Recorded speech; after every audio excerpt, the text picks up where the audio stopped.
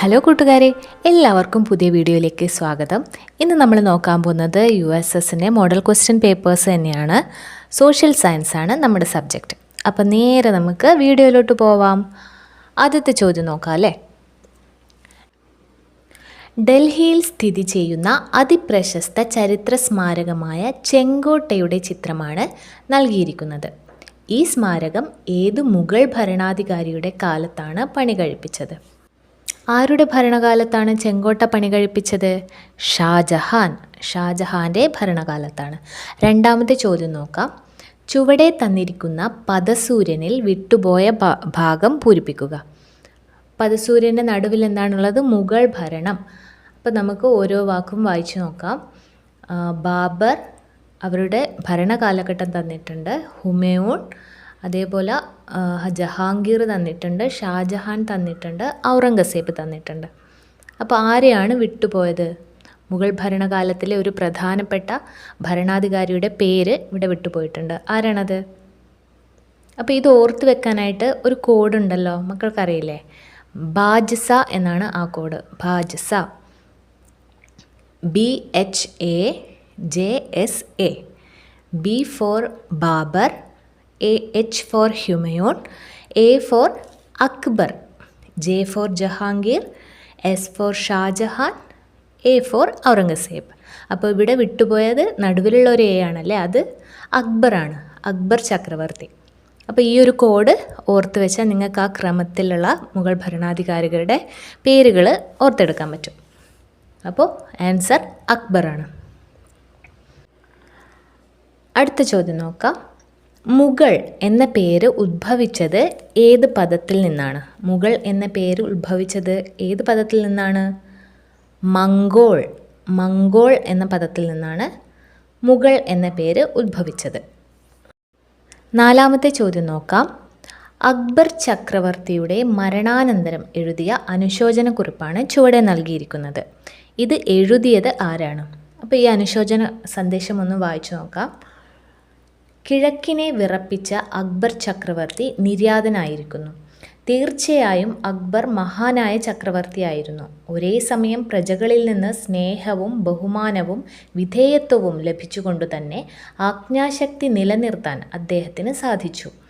ഉയർന്ന താഴ്ന്ന വിഭാഗങ്ങളെന്ന തരംതിരിവില്ലാതെയും പരിചിത അപരിചിത വ്യത്യാസമില്ലാതെയും ഹിന്ദു ക്രിസ്ത്യൻ മുസ്ലിം വ്യത്യാസമില്ലാതെയും തുല്യനീതി നടപ്പിലാക്കിയ കരുത്തരോട് ശക്തമായും അശക്തരോട് കരുണയോടും പെരുമാറിയ സുൽത്താൻ എല്ലാവർക്കും പ്രിയപ്പെട്ടവനായിരുന്നു.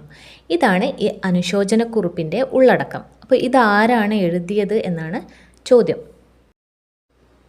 ഇതെഴുതിയത് ജെസ്യൂട്ട് പാതിരി പിയറി ജാറിക് ആണ്. അപ്പോൾ അടുത്ത ചോദ്യം നോക്കാം അല്ലേ. അഞ്ചാമത്തെ ചോദ്യം നോക്കാം. എല്ലാ മതങ്ങളുടെയും നല്ല വശങ്ങൾ കോർത്തിണക്കി അക്ബർ ചക്രവർത്തി രൂപം കൊടുത്ത ദർശനമായ ദിൻ ഇ ലാഹിയുടെ കാതൽ എന്ത്? ദിൻ ഇലാഹിയുടെ കാതൽ എന്താണെന്ന് ചോദ്യം. എന്താണ് ദിൻ ഇലാഹിയുടെ കാതൽ? എല്ലാവർക്കും സമാധാനം, അഥവാ സുൽഹ് ഇ കുൽ, എല്ലാവർക്കും സമാധാനം എന്നതായിരുന്നു അതിൻ്റെ ആശയം. ദിൻ ഇലാഹി, അക്ബർ ചക്രവർത്തി, സുൽഹ് ഇ കുൽ. അപ്പോൾ ആറാമത്തെ ചോദ്യം നോക്കാം. മുഗൾ കാലഘട്ടത്തിൽ രാജ്യം വിപുലമാക്കുന്നതിനായി അക്ബർ നടപ്പിലാക്കിയ സൈനിക സമ്പ്രദായം ഏതാണ്?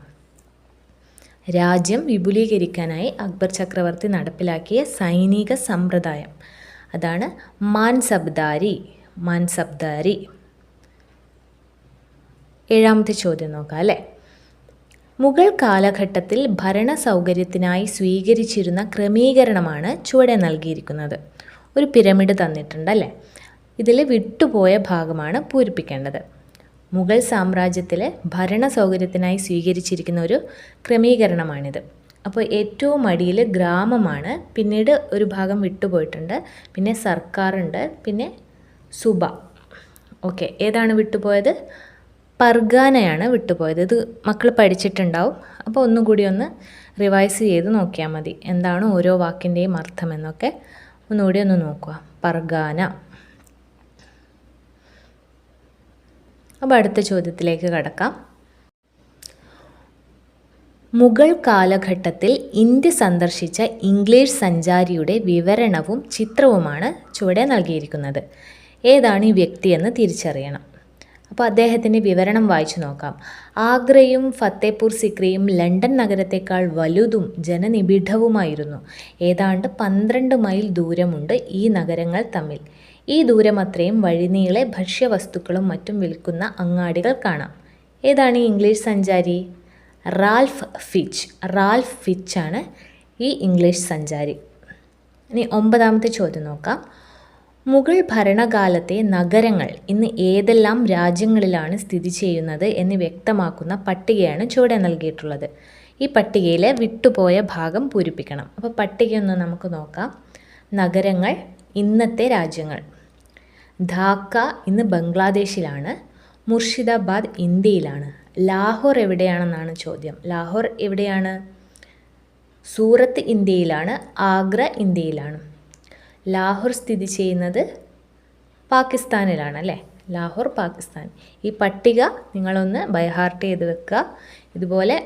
ഇതേപോലെ തന്നെ മറ്റൊരു എക്സാമ്പിൾ നിങ്ങൾക്ക് എക്സാമിന് വന്നെന്ന് വരാം. അപ്പോൾ ഈ പട്ടിക ഒന്ന് ബൈഹാർട്ട് ചെയ്ത് വെക്കുക. ധാക്ക ബംഗ്ലാദേശ്, മുർഷിദാബാദ് ഇന്ത്യ, ലാഹോർ പാകിസ്ഥാൻ, സൂറത്ത് ഇന്ത്യ, ആഗ്ര ഇന്ത്യ. 10ാമത്തെ ചോദ്യം നോക്കാം. മുഗൾ ഭരണകാലത്ത് മഹാഭാരതം പേർഷ്യൻ ഭാഷയിലേക്ക് വിവർത്തനം ചെയ്തത് ആരാണ്? മഹാഭാരതം പേർഷ്യൻ ഭാഷയിലേക്ക് വിവർത്തനം ചെയ്തത് ദാരാ ഷുക്കോ.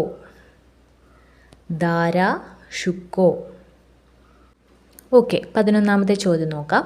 വിജയനഗരത്തിലെ രാജവംശങ്ങളുടെയും രാജാക്കന്മാരുടെയും പേരുകളടങ്ങിയ പട്ടികയാണ് ചുവടെ നൽകിയിരിക്കുന്നത്. ഇതിൽ വിട്ടുപോയ ഭാഗം പൂരിപ്പിക്കാനാണ് പറയുന്നത്. അപ്പോൾ സംഗമ രാജവംശം രാജാക്കന്മാർ ഹരിഹരൻ, ബുക്കൻ. സാലുവ വംശത്തിലെ രാജാവ് ആരാണെന്ന് നമ്മൾ എഴുതണം. തുളുവ വംശം വീരനരസിംഹൻ, കൃഷ്ണദേവരായർ. അരവിഡു വംശം തിരുമല വെങ്കിട ഒന്നാമൻ. അപ്പോൾ സാലുവ വംശത്തിലെ രാജാവിൻ്റെ പേരെന്താണ്? നരസിംഹ സാലുവ. അപ്പോൾ ഈ പട്ടികയും ഒന്ന് പഠിച്ചു വെക്കേണ്ടതാണ്. ഇനി നമുക്ക് അടുത്ത ചോദ്യം നോക്കാം അല്ലേ? 12ാമത്തെ ചോദ്യം നോക്കാം.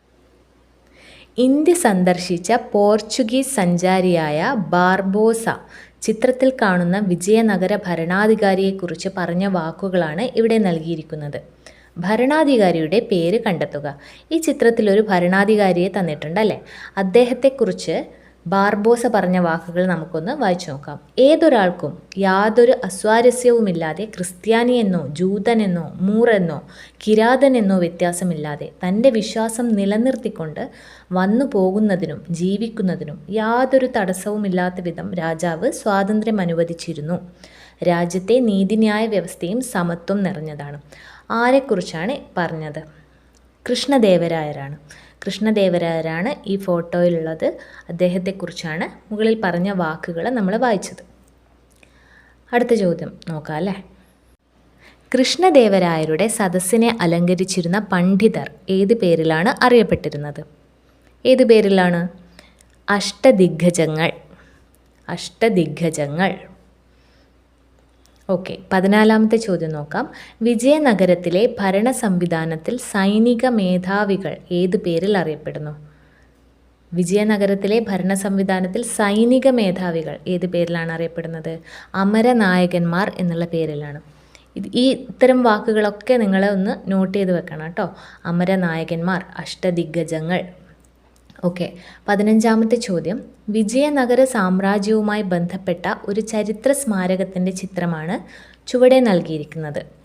ഇതേതെന്ന് തിരിച്ചറിയുക. ഈ ചരിത്ര സ്മാരകം ഏതാണ്? വിജയനഗര സാമ്രാജ്യവുമായി ബന്ധപ്പെട്ട ഈ ചരിത്ര സ്മാരകം വിത്തല സ്വാമി ക്ഷേത്രമാണ്. ഹംപിയിൽ സ്ഥിതി ചെയ്യുന്ന വിത്തല സ്വാമി ക്ഷേത്രം. ഓക്കെ, അപ്പോൾ ഇന്നത്തെ ചോദ്യങ്ങൾ ഇത്രയേ ഉള്ളൂ. ഈ വീഡിയോ നിങ്ങൾക്ക് ഉപകാരപ്രദമായെങ്കിൽ ലൈക്ക് ചെയ്യാനും ഷെയർ ചെയ്യാനും അതുപോലെ നിങ്ങളുടെ വിലയേറിയ അഭിപ്രായങ്ങളെല്ലാം തന്നെ കമൻറ്റ് ബോക്സിലൂടെ അറിയിക്കാനും മറക്കരുത്. കൂടുതൽ USS വീഡിയോകളും LSS വീഡിയോകളുമായിട്ട് വീണ്ടും വരുന്നതാണ്. അതുവരെ എല്ലാവർക്കും ബൈ.